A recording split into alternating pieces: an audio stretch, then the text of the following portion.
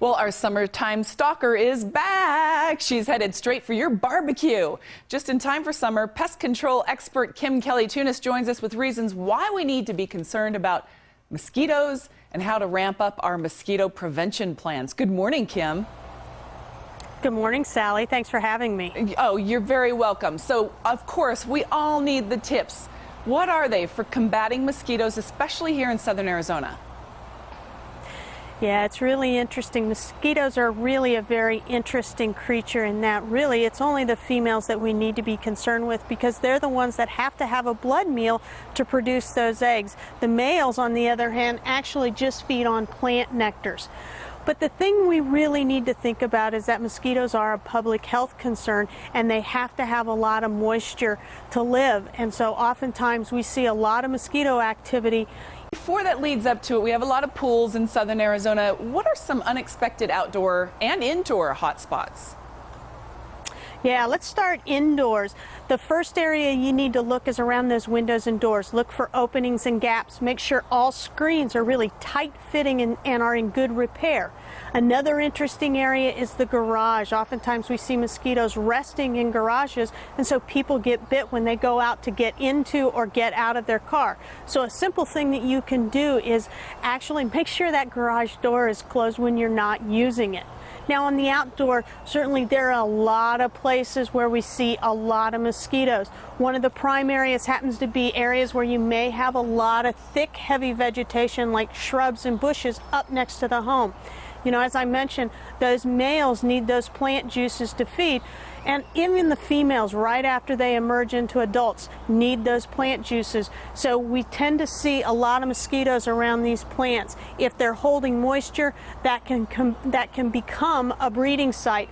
But more importantly, undersides of these leaves become a prime resting area for mosquitoes. Some other areas you may want to look for is areas where you have standing water. Pet water bowls, bird baths, gutters, downspouts are all areas where we have standing water, as well as if you've got kids and kids' toys, kiddie pools, all those toys, tire swings. They hold moisture, they hold water, and mosquitoes only need about 1 to 2 inches of water to breed. So what actually works and doesn't work for not only preventing bites, but infestations? Yeah, the first thing you want to do, if you've got a lot of adults on the outside of your home, certainly contact a pest management professional. They can come out, do an inspection, help you to identify those prime activity areas, and create a control program that's going to be customized to meet your needs. Some other simple things that you can do when you're outdoors is plan activity outside those prime mosquito times, such as dusk and dawn. If you can't do that, wear light-colored loose clothing. It helps prevent biting. Wear an approved repellent such as DEET. CDC recommends DEET for all members of the family, including children above the age of about 2 to 3 months. Or another simple thing that you can do is use a box fan.